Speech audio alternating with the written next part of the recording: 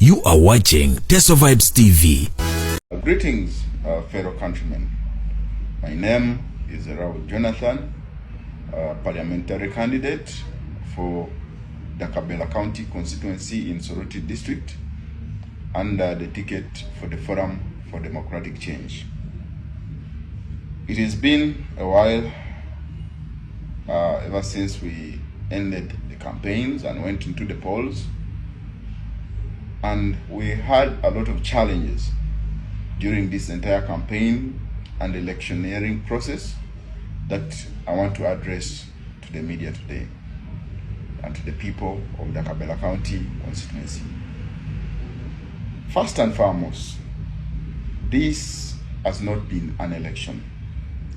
It has rather been a selection, because the way things have gone, especially for us who contested under the opposition tickets, it has been a total warfare, it has been a struggle, and most of the opposition has actually been eliminated because the regime and the actors in the regime set out in advance to orchestrate the biggest selection of all times. This has not been an election. It has been a selection where people who are aligned to the state had to win at all costs. There have only been a few opposition members who went through in areas where the opposition actually had intensive support. Especially here in central Uganda. For us in Soroti district, of course, this has been a place where the Forum for Democratic Change and the opposition have enjoyed support for a very long time. But this time around, there has been systematic elimination of all the major players in the opposition. As Soroti district and the city of Soroti, we have 7 constituencies. In the previous election and the elections before that, of course, the FDC has enjoyed monopoly and of course has been the strongest of all. However, this time around, the state and the NRM cadres in the district and city of Soroti are set out in advance to orchestrate the biggest thuggery, the biggest rigging of all time. Allow me give my comments first of all on the parliamentary elections. Being a candidate myself, of course, I moved around the constituency. I talked to the voters. My message of change, my message of hope resonated clearly with the voters. And everywhere, it was the talk that indeed this time around, it is the time for Raul Jonathan to represent the people of Dakabela County in the parliament. Unfortunately, of course, we had to go through a lot of challenges. First and foremost, there was constant intimidation of our supporters. The message that the NRM candidates were passing was that this time around, whether the voters did what or what, the NRM candidate was to be declared. Of course, we tried to explain to the voters that yes, of course they can talk like that, but if we stand out in big numbers, they cannot manage to rig our victory. But of course, the state continued to employ all tactics of intimidation. During the campaign, the RDC himself was on ground actively campaigning for my opponent of the NRM, And they were informing the voters that whether you people want it or not, it is the candidates of NRM who must be declared winners.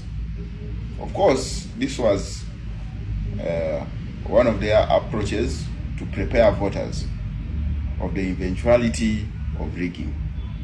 When you prepare voters mentally and you threaten them and you try to convince them that indeed your efforts to support candidates like Jonathan will not help you. It was just predetermination. And so, of course, based on that, many of the voters lost morale.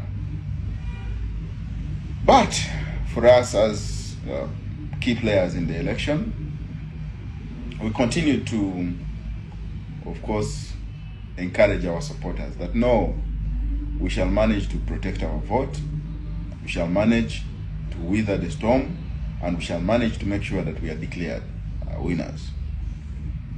Now, fast forward, I want to take you to the very last week of election. During the last week of election, there was a lot of voter bribery, especially by the candidates leaning to the NRM. We had we had a female candidate called Anyemo Harriet.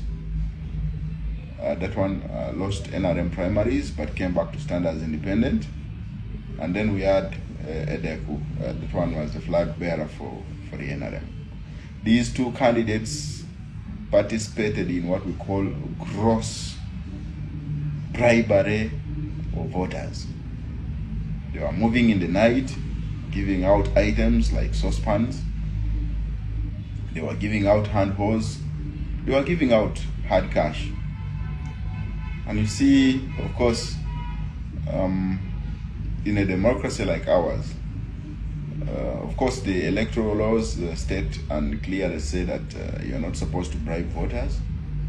But of course, when you're aligned to the NRM government, you are even supported by the security to carry out those activities, because security personnel were, of course, doing patrols in the night.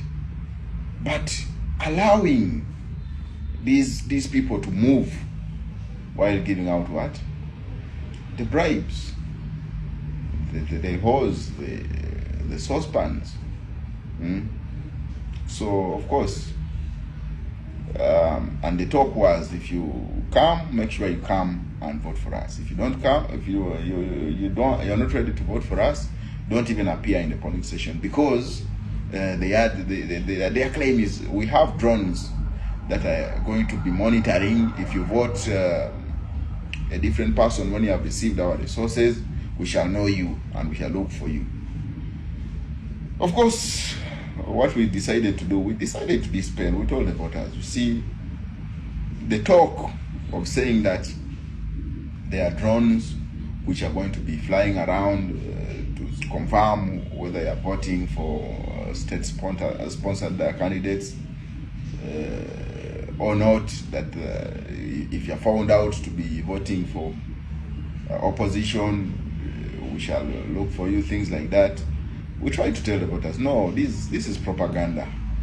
But of course, being a rural constituency, deep down in Soroti, in the outskirts of the city, our people are very gullible, and so many of them actually who received such kind of bribes, but who are maybe leaning towards the opposition, they had to stay away from the election.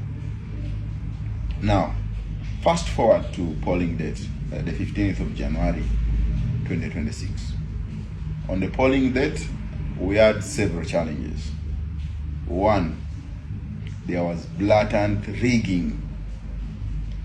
I come from Katine sub-county of Soroti district, and from Katine sub-county, of course, me, the flag bearer for the opposition, I come from there, while also the flag bearer for NRM was also from there. But there was systematic rigging. When I mean, what I mean by systematic rigging was, first of all, the newly recruited police constables were advised to work in favor of the ruling government. Yet, in actual sense, these are people who are supposed to be non-partisan. They are supposed to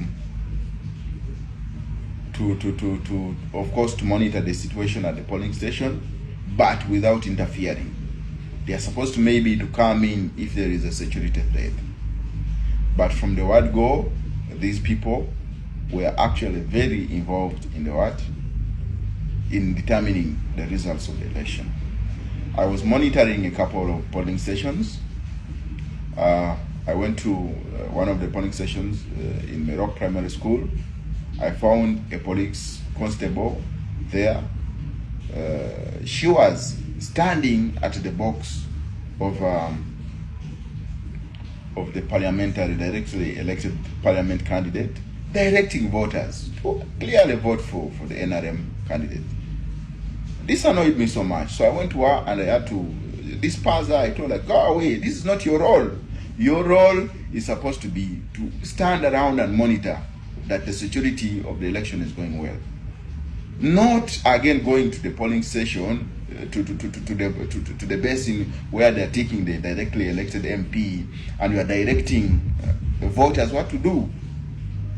Of course, even if someone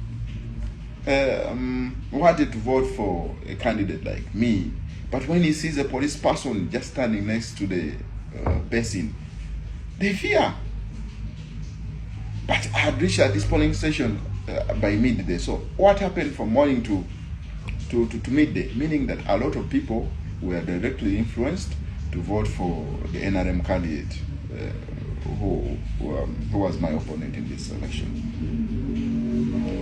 Secondly, on the same basis, most of the presiding officers, the polling assistants, were all working in favor of course, the NRM, the state-sponsored candidates. There are incidences where some of my senior supervisors in polling station called me to come and intervene, where people who were not on the register were accepted to vote. That is one form of rigging they did. The second form of rigging, there are people who were not there, people who were dead, people who are relocated away from the constituency, but their voter slips, of course, had come to the constituency. What happened is most of the presiding, the officers of the Electoral Commission who were in charge of giving out the voter slips, that is prior to the election day, they gave out all these voter slips which hadn't been collected. They were given to what? To our opponents. And what happened is, someone could vote 3, 4, 5, up to 10 times. Someone goes, he comes, first of all, he votes with this voter slip, and then he goes back. He comes back with another voter slip for maybe a deceased person. He votes. He goes back, he changes the shirt, he comes back and votes with another voter slip for someone maybe who relocated. And this causes problems, especially in Imai Parish. In Imai Parish, I visited those polling stations. I was very hot. Of course, the people who were there, of course, they were trying to say, you see, Honorable, things are moving normally. I said, no, things are not moving normally. To the extent that, yes, by the time it reached 4 p.m., the ballots of the president were still there, yet the ballots of the directly elected MP were done, were finished. What was the explanation? The only explanation is that people were given in some of those polling stations in Okanyobir, and then there's that polling station that is where Oimai Agora votes from, and then yes, Okanyobir had 2 polling stations. We found out that here the ballots for the directly elected MP were done, yet the presidential ballots were still there. Yet in actual sense, this is not supposed to happen, because when you go to the polling station, you will find that the Electoral Commission allocated equal number of ballots for the MP, for the president, and then for the woman MP. Now, which magic are you telling me that the ballots for the parliamentary candidate can get done when those of the what? Of the president are still there. Also, it is general knowledge that all over the country, the voting was around 50 to 60%. In these polling stations, voting was over 99%. In fact, in some areas, even if you died, people were ticked. Dead people, deceased people were voted for. This is gross mismanagement of an election. How can someone who is not in the constituency vote? And that was not all. From morning till evening, they were giving out money to people along the roads. And you see, when you give someone money in the last minute, that you go and vote for so and so, the chances are high, over 90%, that indeed they are going to vote for that person whom you have given to the money in favor of. Then another thing we realized, there was a couple of ghost polling stations.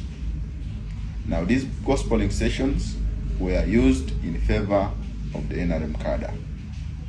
And on that note, me and other participants in the election, we are gathering the evidence fully, which we are going to take to court, of course, to challenge the outcome of the parliamentary election at Dakabela County.